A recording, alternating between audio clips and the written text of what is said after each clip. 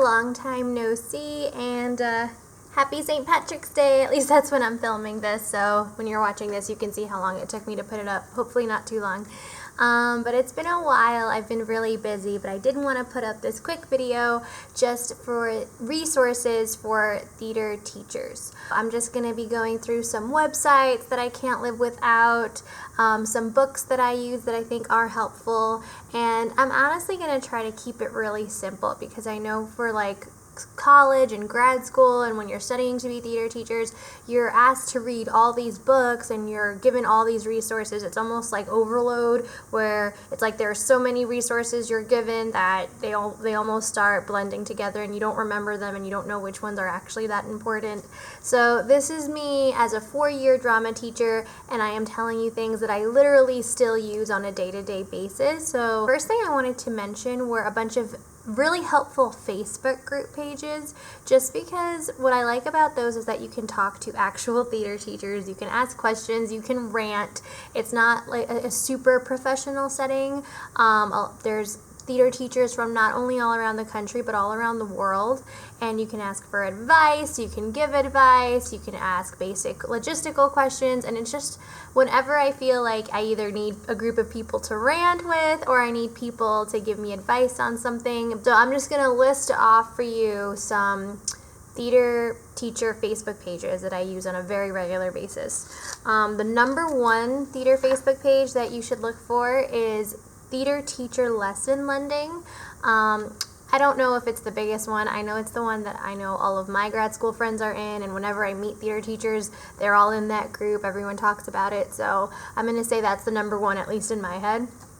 And just like with all big Facebook groups, if you have a question or something, or if it's a specific topic, you can just search in the page, so maybe you don't have to make your own post. Like if you have a question about how to do a Zoom virtual show, you just search Zoom virtual show, and then all the posts that talk about that come up. So maybe someone else asked that question a month ago, so you don't need to post it again. You can just look at what people answer to them.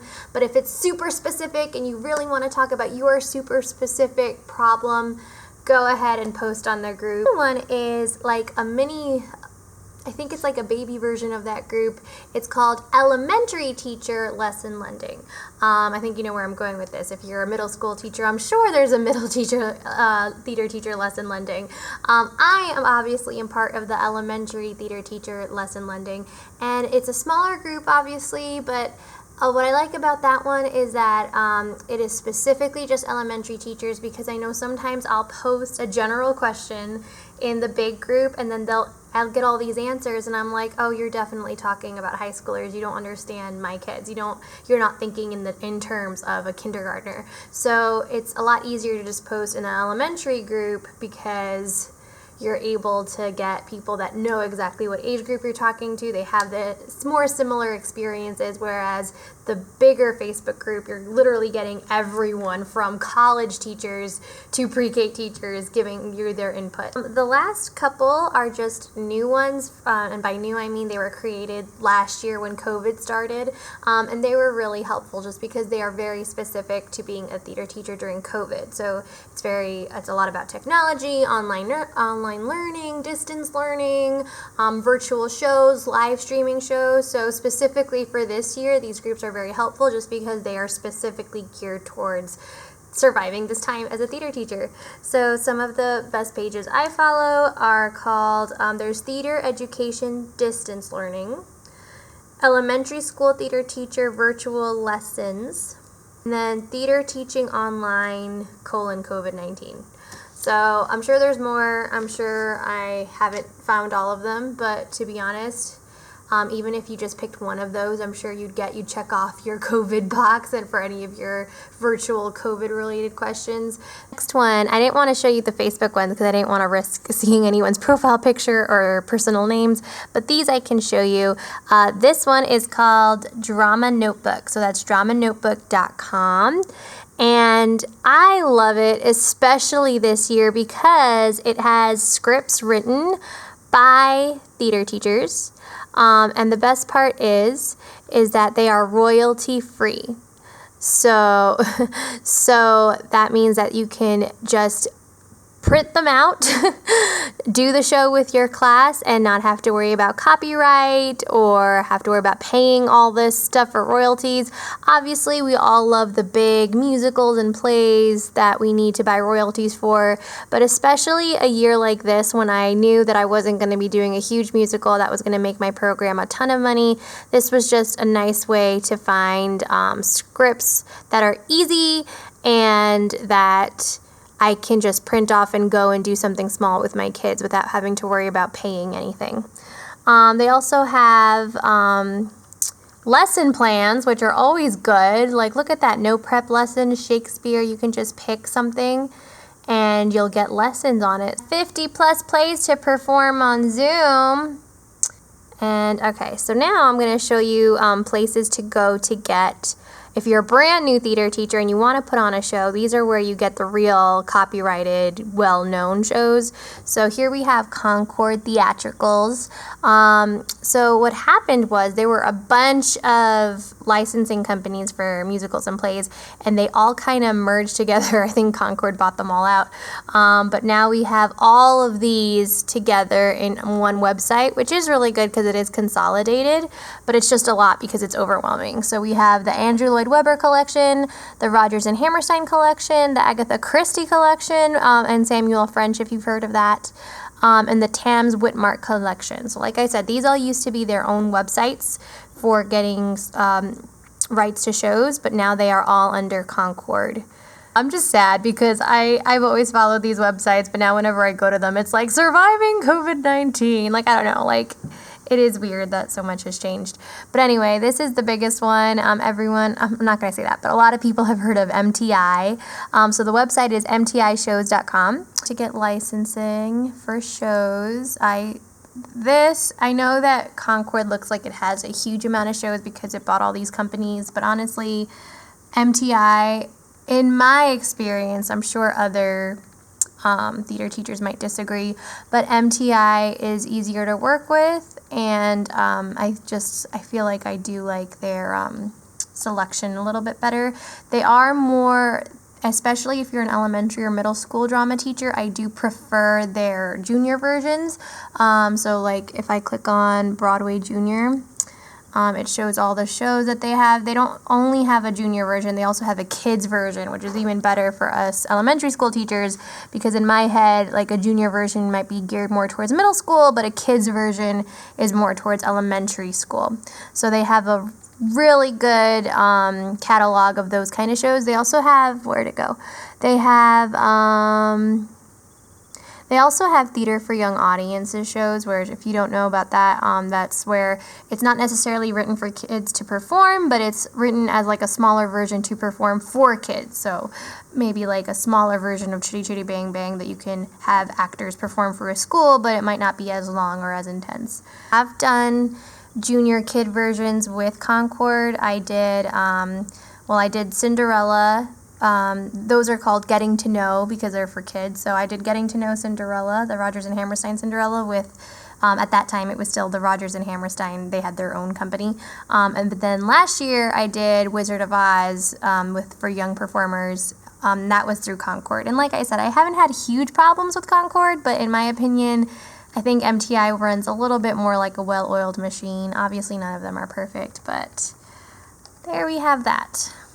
Alright, now I'm going to move on to showing you a few of the books that I have in my classroom. So again, it's going to sound horrible, but you know, when you go through college, when you go to grad school, you have to buy all these textbooks, your teachers tell you about all these books, and when I moved here and was moving into my classroom, I kind of did a giant purge because I'm like, okay, I know all these books are good, but I really don't think I'm going to read all of these books throughout my life.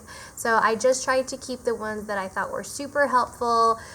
These are books that I did not give away and I did not try to sell or anything, and I still use on a regular basis. So first of all, this is pretty funny. I have this book called Monologues for Kids, and it's by Ruth May Roddy. I think that's how you pronounce the last name.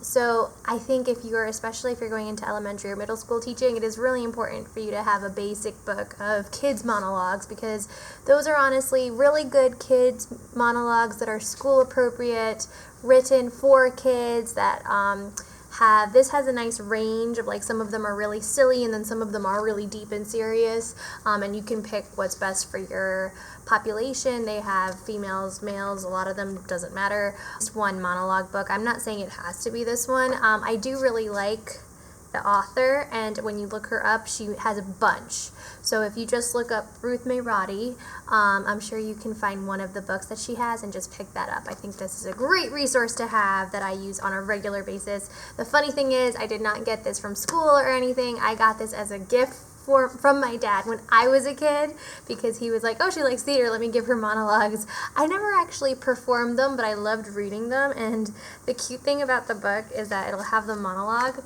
and then it'll have a worksheet for, like, your little actor to write notes about the monologues. So that's my little girl handwriting, writing notes about monologues. So that's me being a nerd as a kid, but here we go, our monologue book. So this is the one where I have way too many versions of the same type of thing. So if you're going to be a theater teacher, I think it is important for you to have, especially if you're a big musicals person like me, but I guess it doesn't have to be just musicals. I have too many versions of this. I have 1, 2, 3, 4 versions. It's not the same book, but they all seem very similar, of some sort of director book for musicals. So I have Staging a Musical by Matthew White. And I like this one a lot. It is a very, like, something your professor would make you read, but I did enjoy it. This was a gift, I believe, and this is called Staging Musicals for Young Performers, How to Produce a Show in 36 Sessions or Less. So this is more of like a how-to. And this is by Maria C. Novelli and Adele Firth. And then I have, see, I just have too many of these. Directing in Musical Theater, An Essential Guide by Joe Deere. This is more modern. So the other one definitely felt like a much older book. This one seems a lot more modern.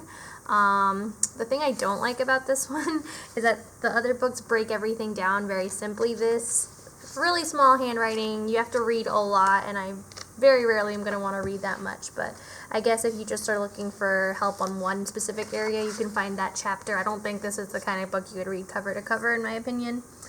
And then this one, I think this is secretly my favorite. I don't know why, but it is. Staging Musical Theater, A Complete Guide for Directors, Choreographers, and Producers by Elaine A. Novak and Deborah Novak. Do you like sample rehearsal schedules? It helps you with casting, blocking. All of these are good. I would say pick one of the ones and buy one. I don't think, the good thing is I don't think I bought any of these myself. I think maybe 1 or 2 of them I had to get for college, and then 2 of them were gifts. So it's not something that I just said, oh, I want 4 versions of how to direct musicals, but pick one of those. I think that's really important. Even if you're like, oh, I've done musicals my whole life, or I've directed before, I don't need help. Everyone needs help once in a while.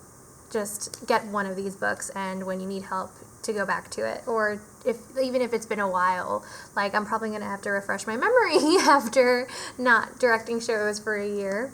This one is important to me specifically because I am certified to teach drama K through 12, and I have been teaching elementary school for the past, this is my 4th year teaching elementary school. So one of my biggest fears is that I was going to lose all my skills that were specific for middle or high school drama. So I kept this book very purposefully. It's called Theater in the Classroom, Grades 6 through 12. Methods and Strategies for the Beginning Teacher by Jim Patterson. And this was also from grad school, and what I do like about this is that I do eventually, I want to say, I'm one of those crazy people that always wanted to teach all grades, and I want to be able to say that I taught all grades. So eventually I do want to move on to an older grade level, so the thing that scares me the most is that will have forgotten everything I learned in grad school about teaching high schoolers because I would have been teaching elementary school for so long. So I kept this because it's like, okay, I'm definitely going to need something to help me whenever I do decide to make that switch. So if I had gotten a job as a high school teacher, I would have kept the other book, which was about elementary. So if you're one of those people like me that want to eventually switch around the grades that you're teaching, definitely keep resources handy that are specific to the age level you're not working with at the time so that you don't get too rusty. This also helped me out. I directed for a middle school last year, so I did read a little bit more about like behavior management, and because you don't always want to use elementary school strategies for older kids. You don't want to seem condescending or anything. So, and then you also don't want to overestimate. Sometimes they're not as different as you think. So just having that to go back to is very helpful. I am horrible at sub-plans. Not making them. Once I make them, I feel like they're fine sub-plans, and I've gotten compliments from subs about those, but I am horrible at just having sub-plans in case of emergency. I don't really do that. Whenever I'm out, I usually plan on being out, so I'm very specific, like, okay, these are the lessons I want you to do on March 3rd, and this is what we're up to. I don't have general, like, oh, this could work at any time for any grade, and I have it all written out. I'm not good like that. Luckily, I don't think I've ever really had like an emergency where I didn't know I was going to be out. I should probably prepare for that more though, now that I'm talking to you guys about it. But this book, it's called 101 Drama Games for Children, and this is what I do have in case of absolute emergency.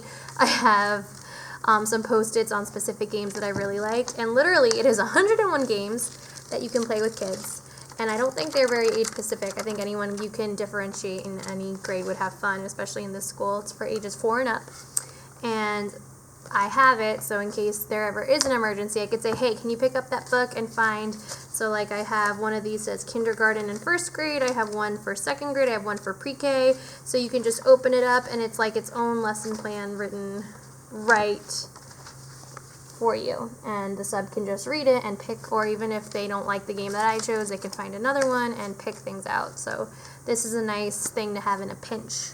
Last but not least, this is not like a really specific book that I'm recommending to you guys. This is just an example of the type of book that I think every teacher should have.